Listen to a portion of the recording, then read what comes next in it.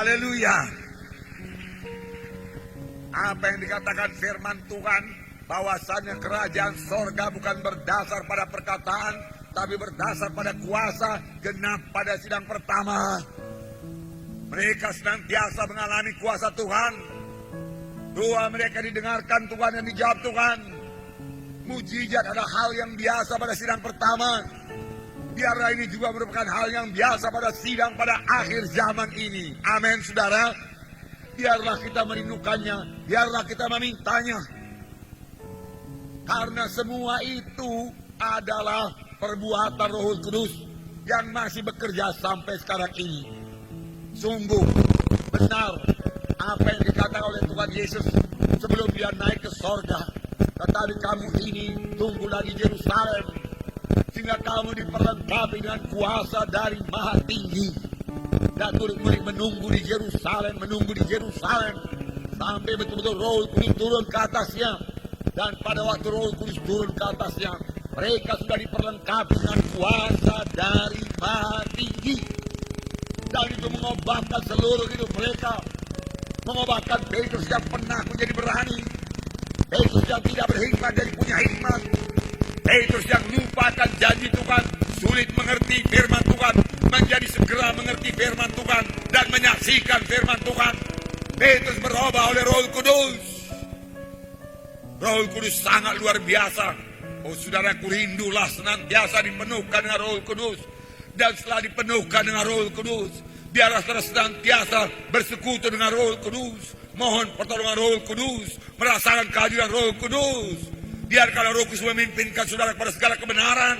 Dengarkanlah suaranya, patuhilah pimpinannya, maka seluruh hidup saudara akan berubah dan diberkati Tuhan. Amin. Haleluya. Beri tepuk tangan pada Roh Kudus. Terima kasih Roh Kudus. Pada waktu pencurahan Roh Kudus pada hari Pentakosta, Petrus berkhotbah sedemikian rupa, sangat diurapi oleh Tuhan, sehingga jiwa-jiwa yang mendengar yang sangat terharu.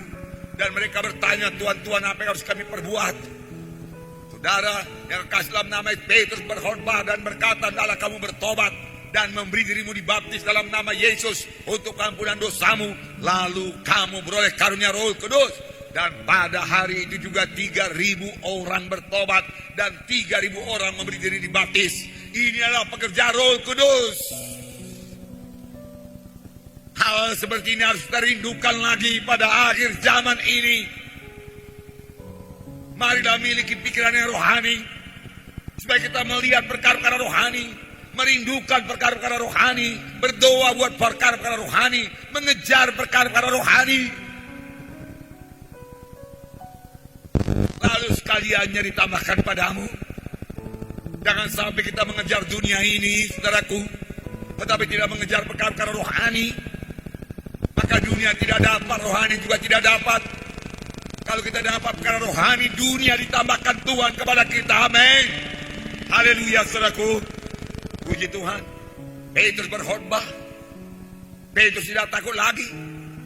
Mula-mula dia menyembunyikan diri, tapi Roh Kudus mengubahkan Petrus. Petrus berani. Petrus berkhotbah. Dengan terus terang dia katakan, kamilah saksinya mengenai Yesus yang mati, tetapi Allah membangkitkan dia dari antara orang mati. Dalam hal itu kamilah saksinya. Dia berani buat Tuhan. Rindulah hal seperti ini jadi bagi saudara, jadi bagi kita, jadi bagi anak-anak Tuhan, dan memang harus jadi. Dan Tuhan memang mau membuatnya jadi sepanjang kita merindukannya. Amin, saudara. Lapar dan hauslah. Rindukan perkara-perkara rohani dalam hidup kita. Miliki pikiran-pikiran rohani yang memikirkan perkara-perkara rohani. Miliki. Tuhan, aku rindu perkara-perkara rohani, Tuhan. Aku rindu urapanmu bertambah-tambah, Tuhan, dalam hidupku, dalam pelayananku. Aku rindu Engkau mengurapi pemberitaanku. Aku rindu Engkau mengurapi kesaksianku. Aku mau bertambah-tambah mengerti akan firman Tuhan. Aku bawa kuasa belinya meletakkan tangan dan seorang sakit, orang itu sembuh. Tuhan, aku mau Tuhan meletakkan tangan dan mengusir setan dalam nama setan itu pergi. Aku mau Tuhan mujizat-Mu terjadi dalam pelayananku. Aku rindu Tuhan pencurah Roh Kudus jaya dalam KKS-ku. Biar Roh Kudus dicurahkan karena firman-Mu berkata di mana ada Roh Kudus ada kebebasan. Rindukan, minta. Firman Tuhan berkata tidak ada padamu karena kamu tidak minta. Oh saudaraku, marilah jadi orang-orang rohani yang merindukan perkara-perkara rohani. Amin. Haleluya, rindulah perkara-perkara rohani. Terima kasih Tuhan Yesus, terima kasih. Kemudian beberapa waktu kemudian Petrus berjalan ke bait gerbang indah. Apa yang terjadi? Dia melihat seorang yang lumpuh di situ. Dan Petrus dengan yakin berkata, emas dan perak tidak ada padaku, tapi apa yang ada padaku berikan padamu. Dalam nama Yesus Kristus orang Nazaret, bangkit dan berjalan. Lalu Petrus mengangkat tangan kanan orang itu, membantunya berdiri. Seketika juga orang itu sembuh. Mujizat Tuhan terjadi. Apakah ini karunia rohani mulai bekerja pada Petrus? Oh, rupanya setelah baptisan Roh Kudus ada lagi berkat yang lain. Bukan hanya kuasa untuk bersaksi, ada karunia Roh Kudus. Ada 9 karunia Roh Kudus. Apakah yang bekerja pada waktu Petrus membaptiskan orang tepok ini? Yang bekerja adalah karunia mengadakan mujizat, karunia iman, karunia menyembuhkan, sekaligus bekerja bersama-sama. Kuasa Tuhan meledak, dan orang ini segera sembuh, bangkit berdiri, melompat-lompat masuk dalam bait Allah, memuji dan membesarkan nama Tuhan. Dan semua orang heran, sangat luar biasa. Saudaraku yang kasih dalam nama Yesus, Petrus mengetahui apa yang dia miliki, apa yang ada padaku. Dia yakin ada kuasa padanya. Dia yakin karunia Tuhan bekerja dalam diri dia. Setelah dia dipenuhkan dengan Roh Kudus, Roh Kudus belum berhenti bekerja. Amin saudara. Biarlah Roh Kudus memenuhkan kita semuanya. Biar karunia Roh Kudus bekerja pada kita. Amin. Masih ada karunia perkataan hikmat, karunia perkataan pengetahuan, saudaraku. Karunia berbahasa roh, mengartikan makna roh itu. Karunia membedakan roh, masih ada, saudaraku. Karunia iman, karunia mujizat, karunia menyembuhkan, masih ada, saudaraku. Karunia nubuat, masih ada. Masih bekerja itu semua untuk kepentingan bersama, untuk membangun kerajaan Allah. Tuhan mau mengerjakan dalam hidup saudara. Rindulah, kejarlah, mintalah. So akibatnya, sesudah orang tepok itu sembuh, 5.000 orang lagi dibawa masuk dalam kerajaan sorga. 5.000 orang bertobat, 5.000 orang menjadi percaya. Gereja pertama bertumbuh dengan pesat. Amin saudara. Mari rindukanlah ini, saudaraku, rindukanlah. Mari bersaksi dengan berani. Mari bergerak. Biar KKS bergerak untuk menginjil. Biar pemimpin KKS memimpin anggotanya untuk bergerak mencari jiwa-jiwa yang terhilang. Inilah waktunya. Banyak orang keberatan di luar sana. Banyak orang keletihan di luar sana. Banyak orang khawatir di luar sana dengan segala krisis ekonomi. Mereka khawatir apa yang akan terjadi besok, apa yang akan terjadi lusa. Yang saya tahu satu perkara yang pasti, ini hari sudah dimulai sidang umum MPR. Bagian kita anak-anak tuanya itu berdoa. Amin saudara, berdoa. Terus terang saya katakan kepada saudara, yang paling perlu bagi kita, yang paling perlu kita doakan, bukanlah mengenai krisis moneter ini. Saudaraku, yang paling perlu kita doakan yaitu satu pemerintahan yang baik dan jiwa-jiwa bertobat. Dengan segala krisis tekanan sekarang ini, biarlah hal tersebut membawa mereka mencari Tuhan dan berserah bersandar kepada Tuhan. Biarlah Tuhan memberikan pemerintahan yang baik, yang bersih, saudaraku. Biarlah Tuhan, saudaraku, bekerja dalam hal ini. Karena firman Tuhan berkata, kamulah imam-imam, bangsa yang terpilih, imam yang berkuasa, dan tanah airmu di sorga. Firman Tuhan berkata, kita adalah penduduk sorga, bukan penduduk dunia ini. Kita yang sementara saja di dunia ini, tetapi dalam sementara kita di dunia ini sebelum Tuhan Yesus memanggil kita, kita perlu berbuah lebat, kita perlu bersaksi, kita perlu mengerjakan pekerjaan Tuhan, kita perlu membangun gereja, kita perlu berkorban. Sehingga nanti kita menerima pahala-pahala daripada Tuhan, masuk dalam kerajaan yang kekal. Dalam hal itu kita bisa berdoa, sama sebagaimana dikatakan oleh firman Tuhan, supaya kamu boleh beribadah dalam keadaan aman, tenteram, dan terhormat. Pemerintahan yang baik dapat memberikan hal tersebut. Dan kepada orang dunia ini kita doakan, saudaraku, supaya mereka mulai mencari Tuhan dan bertobat. Supaya segala roh keserakahan, banyak yang serakah, saudaraku, pada zaman krisis ini juga, saudaraku, yang mau menimbun harta bagi dirinya, mereka sadar dan bertobat dan mulai mengasihi rakyat kecil, mengasihi, bahwa mereka kepada pertobatan. Demikian juga kita sebagai anak-anak Tuhan, kita perlu mengasihi, biar hati kita tergerak oleh belas kasihan. Apa yang kita perbuat, yang paling perlu bagi mereka keselamatan. Saudara yang kekasih dalam nama Yesus, semalam saya menangis di hadapan Tuhan. Pada waktu hari panas terik, di luar sangat panas, dan saya dalam kamar saya, memang ada AC, saya tenteram. Tapi kemudian saya ingat jiwa-jiwa di luar sana. Tuhan, bagaimana dengan jiwa-jiwa di luar sana yang punya rumah atap seng yang rendah dan tidak punya asbes, Tuhan. Mereka sangat kepanasan ini, Tuhan. Bagaimana saya boleh membantu mereka, Tuhan? Saya katakan, Tuhan, kasihanilah mereka, Tuhan.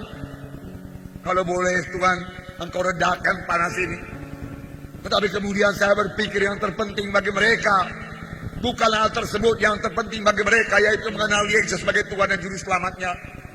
Karena neraka jauh lebih panas daripada atap seng, daripada panas 35 derajat sekarang ini, saudaraku. Jauh lebih panas neraka itu.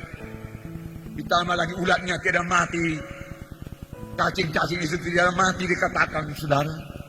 Sengsara kekal selama-lamanya. Biarlah kita sentakkan mereka dari api neraka, bawa mereka kepada sorga yang kekal. Beranilah bersaksi, amin, saudara. Saudaraku yang kekal dalam nama Yesus.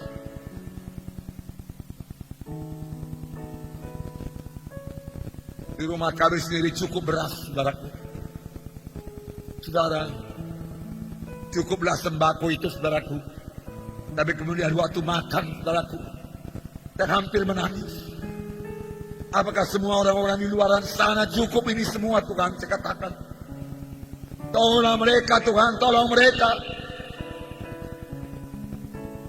Tetapi kemudian Roh Kudus menyadarkan saya lagi bahwasanya yang terpenting bagi mereka bukan sembako, bukan 9 bahan pokok. Tuhan mengingatkan apa yang dikatakan Petrus, apa yang ada padaku kuberikan padamu. Yang ada padaku lebih baik daripada uang. Petrus berkata, kalau uang bantuan kuberikan kepadamu, maka engkau akan tetap lumpuh, engkau akan terus minta sedekah. Boleh jadi beberapa waktu engkau bisa libur tidak meminta sedekah karena uangmu masih cukup, karena aku berikan uang yang banyak. Tetapi nasibmu tidak juga berubah, engkau masih juga meminta sedekah. Petrus berkata, yang lebih baik daripada uang kuberikan padamu, yang lebih baik daripada beras aku berikan padamu, lebih baik daripada makanan kuberikan padamu, lebih baik daripada pakaian kuberikan padamu. Dalam nama Yesus Kristus bangkit dan berjalan. Petrus memberikan kuasa Tuhan. Petrus memberikan firman Tuhan. Demi nama Yesus Kristus, Yesus Kristus Juru Selamatmu, itu yang perlu bagimu. Tidak salah menolong orang dengan sembako, saudara, tidak salah. Dengan bahan pokok, tidak salah. Tuhan suka. Tapi itu bukan jawaban yang terutama.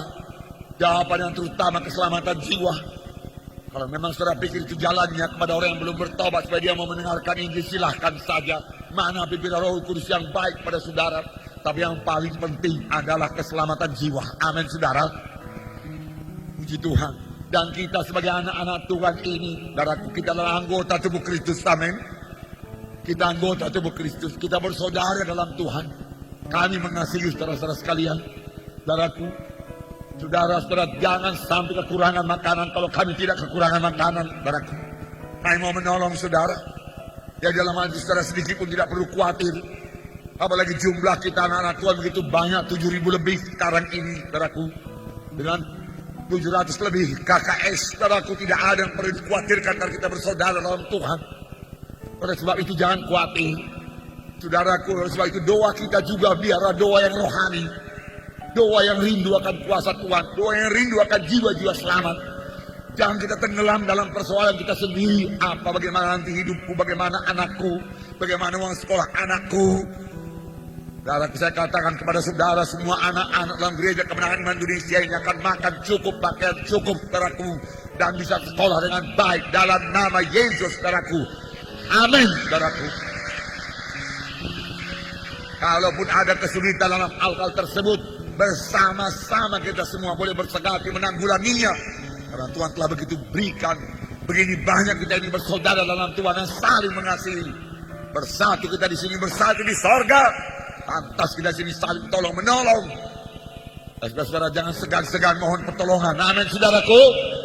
Ceritakan kepada pemimpin KKS saudara. Nah, rumah kami senantiasa terbuka siang dan malam, saudaraku, untuk menolong saudara. Amin, saudara. Haleluya. Puji Tuhan. Dan sekarang pertemuan kaum bapa sekitar 250 orang lebih, saudaraku. Kami kaum bapa akan bersama-sama menanggulangi setiap persoalan yang terjadi dalam gereja Kemenangan Iman Indonesia ini. Amin. Haleluya. Pujilah Tuhan, saudaraku. Jadi tidak perlu khawatir, tidak perlu khawatir. Walau gejolak nanti bertambah sulit, kita memiliki Tuhan yang hidup, saudaraku. Apakah gunanya Tuhan menuliskan bahwasanya Tuhan memberi makan Elia dengan burung gagak? Berarti Tuhan berkata, tidak ada padaku jalan buntu, anakku. Tuhan berkata, jangan kamu khawatir, anakku. Yang perlu engkau mengerjakan pekerjaanku, Tuhan berkata. Karena kepadaku yang sungguh-sungguh mengerjakan pekerjaan Tuhan, yang sungguh-sungguh bersaksi pada akhir zaman ini dengan mengasihi Tuhan dan mengasihi jiwa-jiwa. Jumlahnya sudah langka, saudaraku. Banyak mementingkan kepentingan diri sendiri saja. Marilah kita mencari kepentingan Tuhan. Jangan kita tenggelam dengan kepentingan kita sendiri, saudaraku. Biar roh kita senantiasa menyala-nyala sama sebagaimana sidang pertama. Mereka tidak berhenti lagi bersaksi, saudaraku. Tidak berhenti. Maka mereka bersaksi dengan berani, dengan berani. Puji Tuhan, saudara. Kita membaca Kisah Rasul pasal 4 ayat 1 sampai 22.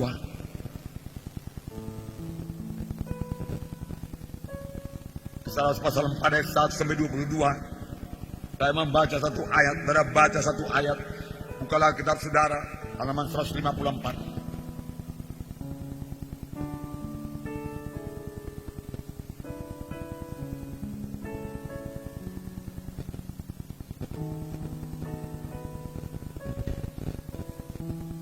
Saya mulai membaca. Ketika Petrus dan Yohanes sedang berbicara kepada orang banyak, mereka tiba-tiba didatangi imam-imam dan kepala pengawal bait Allah serta orang-orang Saduki.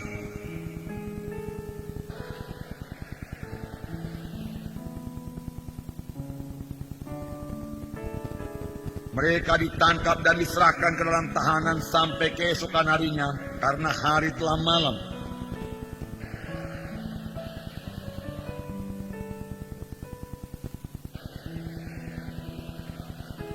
Pada keesokan harinya pemimpin-pemimpin Yahudi serta tua-tua dan ahli-ahli Taurat mengadakan sidang di Yerusalem.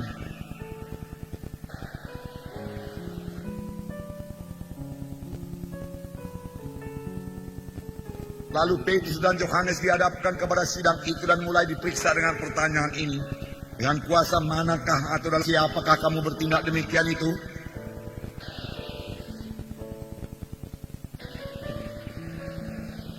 Jika kami sekarang harus diperiksa karena suatu kebajikan kepada orang sakit dan harus menerangkan dengan kuasa manakah orang itu disembuhkan,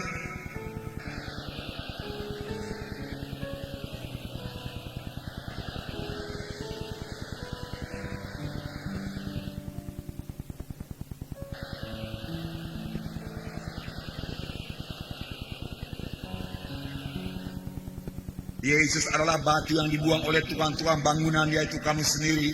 Namun ia telah menjadi batu penjuru.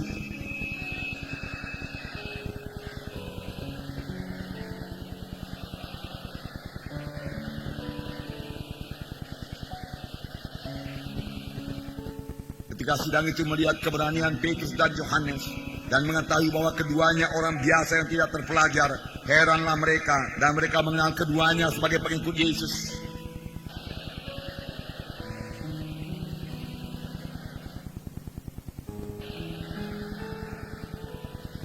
Dan setelah mereka menyuruh rasul-rasul itu meninggalkan ruangan sidang, berundinglah mereka.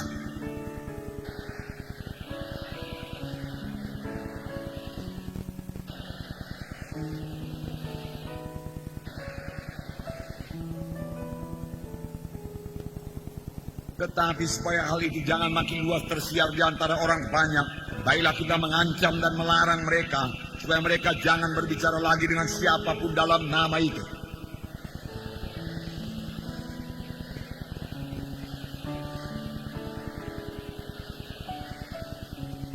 Tapi Petrus dan Yohanes menjawab mereka, silakan kamu putuskan sendiri manakah yang benar di hadapan Allah, taat kepada kamu atau taat kepada Allah.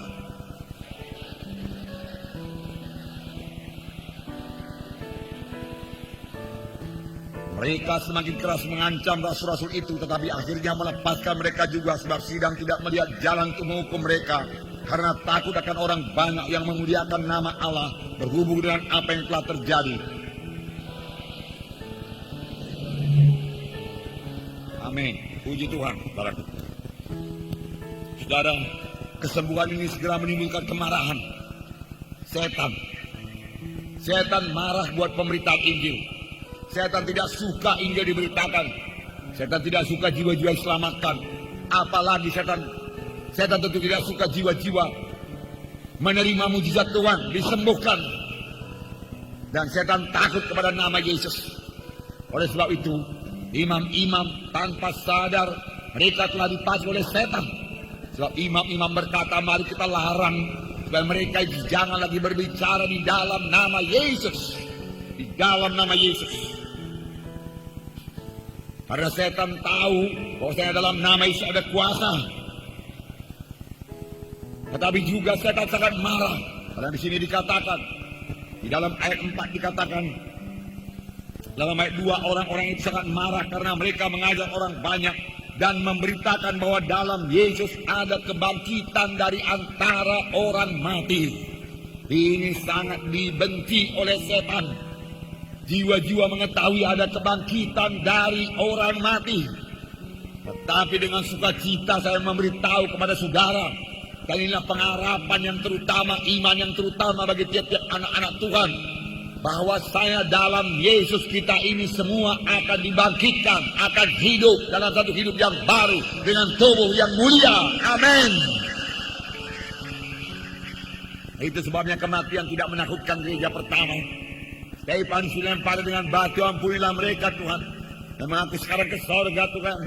Tubuhku akan dikuburkan, tapi jiwa rohku sudah di sorga, dan telah tubuhku engkau bangkitkan dengan tubuh yang mulia. Haleluya Tuhan. Dia katakan, ampuni mereka itu. Engkau hanya izinkan aku menangis sampai di sini, aku bersyukur. Aku sudah selamat, dia katakan. Puji Tuhan. Saudaraku, mengenai kebangkitan orang mati berkali-kali terang dalam Alkitab. Saya tidak bisa baca ayat demi ayat begitu banyak. Dalam 1 Korintus 15 ayat 22, sedikit saya bacakan kepada saudara. 1 Korintus 15 ayat 22 saya bacakan. Ayat 22. Karena sama seperti semua orang mati dalam persekutuan dengan Adam, demikian pula semua orang akan dihidupkan kembali. Akan dihidupkan kembali dalam persekutuan dengan Kristus. Amin. Dalam Yesus kita lahir baru, dilahirkan kembali. Kemudian setelah kita mati, kita akan dihidupkan kembali. Amin. Dan tubuh kita akan dibangkitkan Tuhan dari kematian, dari tanah, dan diubahkan Tuhan menjadi tubuh yang mulia. Amin. Luar biasa dalam Tuhan. Kita akan saling mengenal di sorga. Tapi saya yakin tubuh kita akan sangat mulia. Sekarang ini tubuh saya belum mulia, tubuh saudara belum mulia. Tetapi saya dapat mengatakan kepada saudara, tubuh kita ini lebih daripada tubuh orang dunia ini. Mengapa, saudaraku? Karena tubuh kita ini sudah menjadi rumah Roh Kudus. Roh Kudus tinggal dalam saya. Tubuh saya rumah Roh Kudus, yang selalu dijaga oleh Roh Kudus, dibersihkan oleh Roh Kudus, saudaraku, direparasi oleh Roh Kudus. Sama seperti saya mereparasi rumah tempat tinggal saya kalau rumah itu bocor. Saya reparasi. Apalagi Roh Kudus tinggal dalam saya, maka Roh Kudus mereparasi tubuh saya ini. Dan saya yakin, saudaraku, saya boleh memakai tubuh saya ini, saudaraku. Saya bisa tinggal dalam tubuh saya ini untuk mengerjakan pekerjaan Tuhan lebih banyak lagi, amin. Saya tidak mau memakai tubuh saya menjadi alat dosa, tidak. Saya tidak mau mengikuti kehendak daging saya, tapi dengan roh saya mematikan kehendak daging itu. Dan saya boleh berjalan dalam roh, dan tubuh saya ini boleh berguna buat Tuhan. Terlebih-lebih dalam menerima perjamuan suci yang pada hari ini akan kita terima. Saya selalu berkata kepada Tuhan, pegang roti, terima kasih Tuhan buat tubuhmu ini, Tuhan, yang kau berikan bagi saya, kau serahkan bagi saya. Tuhan, aku satu meja dengan engkau sama seperti murid-murid pada malam yang terakhir sebelum kau disalibkan, Tuhan. Tuhan, ku terima tubuhmu, Tuhan. Memberkati tubuhku ini, Tuhan, yang banyak kekurangannya, Tuhan, banyak kelemahannya. Karena lahir dalam dosa, dan telah dirusak oleh dosa. Tapi Roh Kudus memperbaikinya, dan tubuhmu ini memberkatinya. Demikian ku terima darahmu, Tuhan, menyucikanku, Tuhan Yesusku. Dan darahmu berkuasa, darahmu imun. Maka darahmu akan membentengi aku dari kanker, tumor, penyakit-penyakit jahat lainnya, balas sampah. Tidak bisa menjamah dalam nama Yesus. Dan saya yakin firman Tuhan berkata, sama sebagaimana imanmu, jadilah padamu, amin. Saudaraku, oleh sebab itu jangan anggap itu roti biasa, anggur biasa. Jangan anggap itu upacara. Tiap-tiap perjamuan suci pada satu meja dengan Yesus. Biarlah kita semua menjadi alat kebenaran. Bukan lagi alat dosa, bukan lagi alat setan, bukan lagi alat pergunjingan. Bukan. Tapi tiap-tiap perkataan kita meneguhkan orang lain, membangunkan orang lain. Meneguhkan imannya kalau dia lemah. Dan ucapan kita berupa kesaksian. Memberitakan berita-berita tentang Yesus. Kamulah bangsa yang terpilih, imam yang memerajani. Hendaklah kamu tidak berhenti memberitakan perbuatan-perbuatan yang besar dari Dia. Perbuatan-perbuatan yang besar dari Yesus. Amin, saudara. Oh, puji Tuhan. Itu kehendak Tuhan. Dan 1 Korintus 15 juga lebih jelas. Ayat 51 mulai. Saya berkata kepada saudara. Sesungguhnya aku menyatakan kepadamu suatu rahasia. Kita tidak akan mati semuanya. Tetapi kita semuanya akan diubah dalam sekejap mata. Pada waktu bunyi nafir yang terakhir. Sebab nafir akan berbunyi. Dan orang-orang mati akan dibangkitkan dalam keadaan yang tidak dapat binasa. Dan kita semua akan dirubah. Karena yang dapat binasa ini akan mengenakan yang tidak dapat binasa. Dan yang dapat mati ini akan mengenakan yang tidak dapat mati. Itu tubuh yang mulia. Paulus berkata, dia berharap Yesus akan datang pada zamannya. Tidak semua kita ini mati, dia katakan. Tapi Yesus cepat datang, dan kita akan naik ke surga, kita akan diubah. Saudaraku, ini akan terjadi. Ini bisa terjadi pada zaman kita ini, amin. Bisa terjadi. Saya katakanlah Yesus datang 20 tahun lagi. Yang saya yakin tidak sampai pun 20 tahun lagi, saudaraku. Tidak sampai ke 20 tahun lagi. Melihat tanda-tanda akhir zaman seperti ini. Gejolak, laut menderu mendesak. Saudara, kejahatan bertambah-tambah, mementingkan diri sendiri, tamak akan uang, merupakan diri sebagai orang beribadah, dan menolak kuasa ibadah itu dan lain sebagainya. Saudaraku, ini sudah akhir zaman. Kejahatan di mana-mana. Kejahatan di mana-mana. Saudaraku, saya mendengar bahwasanya anak-anak sekolah SMP, saudaraku, bisa mencongkel platina dari mobil. Dan menjualnya, saudaraku, gimana itu, saudaraku, anak SMP. Ke sekolah bawa obeng, bawa tang, saudaraku. Dan bisa dia congkel tuh, spare part mobil, saudaraku. Dan kemudian menjualnya, saudaraku, anak SMP. Dan anak-anak SMP, saudaraku, apa kerjanya? Taruhan. Taruhannya apa? Mereka mulai berjudi. Mereka tahu, saudaraku, kapan pertandingan sepak bola internasional, mereka tahu. Saya nggak tahu. Mereka, misalnya sajalah, ada klub Juventus, ada klub Barcelona, atau Inter Milan, yang lain. Mereka tahu kapan bertanding. Karena dimasukkan dalam TV barangkali. Kemudian mereka berkata, pastilah Inter Milan menang. Tidak, Juventus yang menang. Lalu mereka taruhan 10.000, 20.000. Lalu apa mereka perbuat? Mereka nonton sampai tengah malam. Tidak belajar lagi. Berharap yang dijagokannya itu menang. Dan kalau kalah, besoknya mereka ke sekolah bawa uang. Bayar pelaku taruhannya. Tetapi taruhan tidak berhenti sekali. Mereka bertaruh lagi karena ketagihan. Saudaraku, yang kalah berusaha untuk menang kembali, yang menang kepingin menang kembali. Saudaraku, itu roh judi namanya, roh judi yang tidak pernah diberkati Tuhan. Saudaraku, saudara larang anak-anak kita ikut demikian. Inilah dunia. Ditambah lagi, saudaraku, di luar sekolah, tidak jauh dari pagar itu, saudaraku, orang sudah menjual ganja. Saudaraku, saudara yang kekasih dalam nama Yesus, ini yang terjadi pada zaman sekarang ini. Belum lagi di luar sana. Saya tidak tahu apa yang terjadi di disko-disko itu karena saya tidak pernah masuk dan tidak akan masuk, saudaraku. Segala kejahatan, saudaraku, Yesus mau datang. Pada waktu kamu lihat semua keadaan itu, pandanglah kepada Yesus. Jatuh cintalah pada Yesus, saudaraku. Jangan terlibat dalam perkara demikian. Jangan ambil barang rampasan. Tadi pagi saya masih baca dalam Mazmur 62. Di situ dikatakan, hanya dekat Allah saja aku tenang.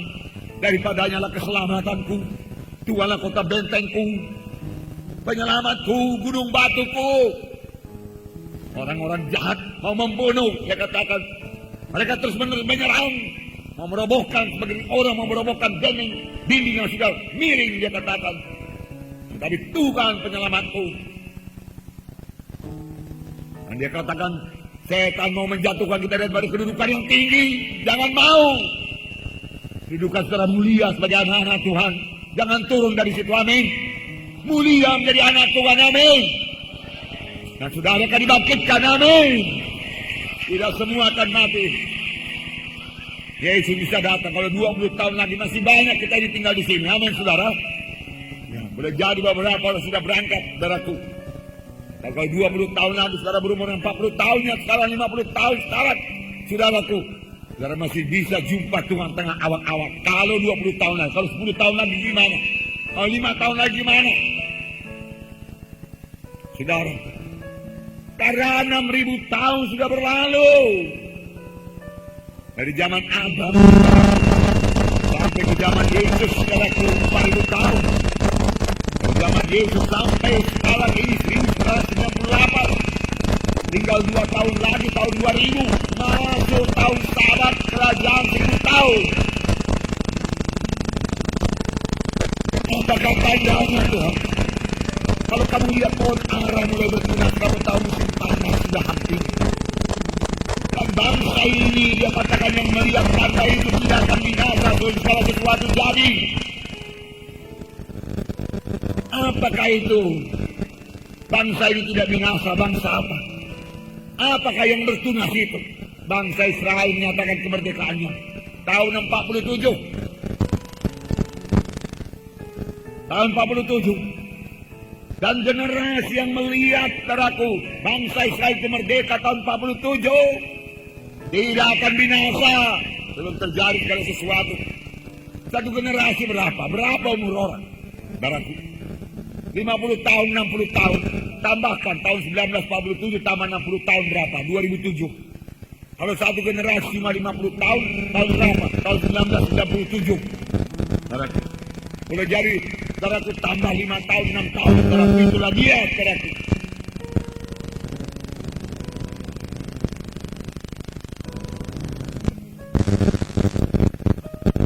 Bukankah ini pekerjaan Roh Kudus? Saudara, ribuan kematian ini, saudara, sampai penuh sampai ke belakang, kematian kedua penuh sampai ke belakang. Demikian penuh di medan timur, demikian penuh di medan kota, di mana saja kita bertemu penuh dengan jiwa-jiwa. Tuhan mengirim ke jiwa-jiwa. Pekerjaan siapa itu? Bukan pekerjaan saudara, bukan pekerjaan saya. Bukan pekerjaan manusia itu. Terhadiri kebaktian doa syafaat, terhadiri doa semalaman, mereka bersemangat berdoa, doa mereka tidak kendor, mereka berdoa saudaraku dengan sangat lancar, sangat berkuasa, yang baru-baru selamat berdoa dengan bergairah kepada Tuhan. Pekerjaan siapa itu? Apakah bisa pelajaran training mengenai doa membuat mereka berdoa demikian? Itu pekerjaan Roh Kudus. Anak-anak muda bisa mencucurkan air mata buat jiwa-jiwa terhilang. Pekerjaan siapa itu? Itu pekerjaan Roh Kudus. Sadarilah, saudaraku. Oh, dan Tuhan sekarang membentuk pengantinnya, saudaraku, karena Tuhan mau datang kedua kali dengan segeranya.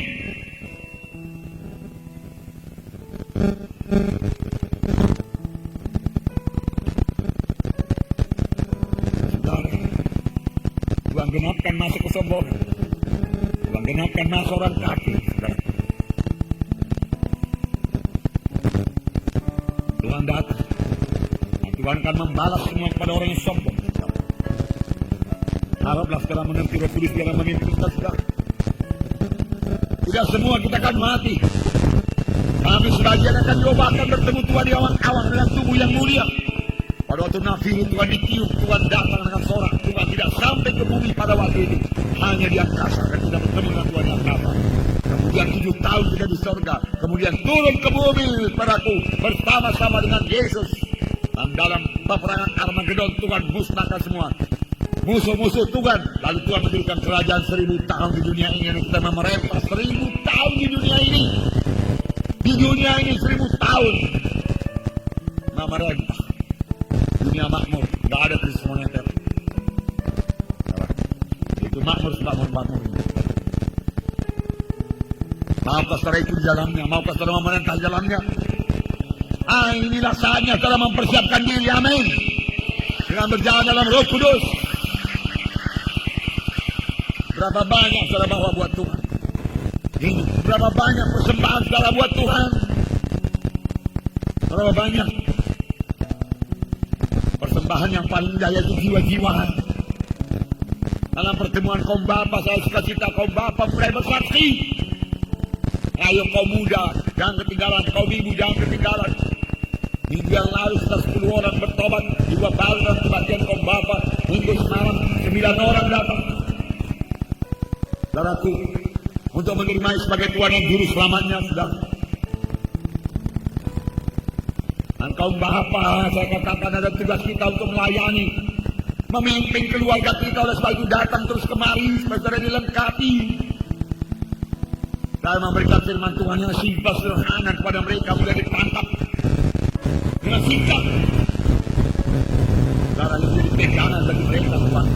Mereka berangkat dalam Tuhan. Amin, saudara. Nah, puji Tuhan. Tapi yang berangkat nanti jumpa Tuhan di awang-awang hanyalah orang yang sudah lahir baru. Yang belum lahir baru tidak. Yang sudah bertobat, menerima sebagai Tuhan dan Juru Selamat. Oleh sebab itu, hendaklah kamu menyesal dan bertobat. Menyesal dan bertobat. Baik anak-anak Tuhan yang masih saudaraku suka dosa, inilah saatnya saudara bertobat. Menyesal sungguh-sungguh. Tidak ada waktu lagi untuk berlambat-lambat sekarang. Firman Tuhan berkata, dalam Ibrani 12 itu, inilah saatnya membuangkan semua pikulan-pikulan belaka dan dosa-dosa yang mudah menjerat kita. Inilah saatnya membuangkan semua supaya kita berlari dengan cepat dalam perlombaan yang diwajibkan bagi kita. Mencapai sasaran panggilan Tuhan dalam hidup kita. Dan kita berbuah lebat dan kita sendiri berubah menjadi seperti Yesus. Amin. Ini bukan saatnya lagi cengeng. Ini bukan saatnya lagi tidak mengampuni. Ini bukan saatnya lagi menuntut. Ini bukan saatnya lagi mengkritik, menggunjing, nerahu. Oh, jiwa-jiwa perlu diselamatkan. Ini saatnya kerja. Ini saatnya bergerak. Ini saatnya pemimpin KKS bahwa anggota keluar menginjil. Ini saatnya pemuda-pemudi keluar menginjil. Ini saatnya kaum bapak keluar menginjil. Dan kami dapati ada 15 desa, kota yang akan dibuka, yang sudah kita buka selesai sidang umum MPR. Haleluya. Dan selama sidang umum MPR memang kita bisa juga menginjil. Karena kegiatan agama tidak dilarang. saudara. Tetapi biarlah kita tunggu saja karena hanya tinggal 11 hari 10 hari lagi, saudara. Namun itu KKS, kebagian doa semalaman, saudaraku, tidak ada larangan apapun. Kebagian kau bapak, kebagian kau ibu, muda mudi, jalan terus. Amin, saudara. Haleluya. Karena tidak dilarang oleh pemerintah. Hanya pertemuan-pertemuan politik yang dilarang. Dan gereja tidak berpolitik. Amin, saudara. Ya. Sebab doa lebih berkuasa dari politik. Amin. Tuhan yang mendengarkan doa. Haleluya. Hanya datang. Kita lihat tadi di sini, Paulus ditangkap. Maaf, itu ditangkap. Gereja yang masih muda, baru beberapa bulan, barangkali belum sebulan. Terus Yohanes ditangkap. Setan gak senang ada mujizat. Tangkap. Dan mulai diambil. Dengan kuasa mana atau dalam nama siapa kamu berbuat ini? Yang mengadili siapa? Perhatikan. Yang mengadili orang kafir, orang-orang yang belum punya peradaban. Seperti ada cerita-cerita misionaris dulu ke Afrika sana. Bahkan kerap kali orang-orang yang belum beradab demikian menerima perilaku penginjil. Hanya tanah Batak yang kurang menerima. Karena mereka sempat membunuh Lima dan Munson. Tapi kemudian akhirnya, saudaraku, momentum datang mereka terima juga bagian. Saudaraku, banyak kamu terima sehingga orang Batak selamat. Darah Lima Munson dicurahkan buat orang Batak. Orang Batak istimewa di hadapan Tuhan. Oleh itu orang Batak, saudaraku, mesti selamat. Familinya mesti selamat. Dan mesti, saudaraku, bersedia menggantikan tempat Lima Munson kalau perlu. Paling tidak dia harus menginjil.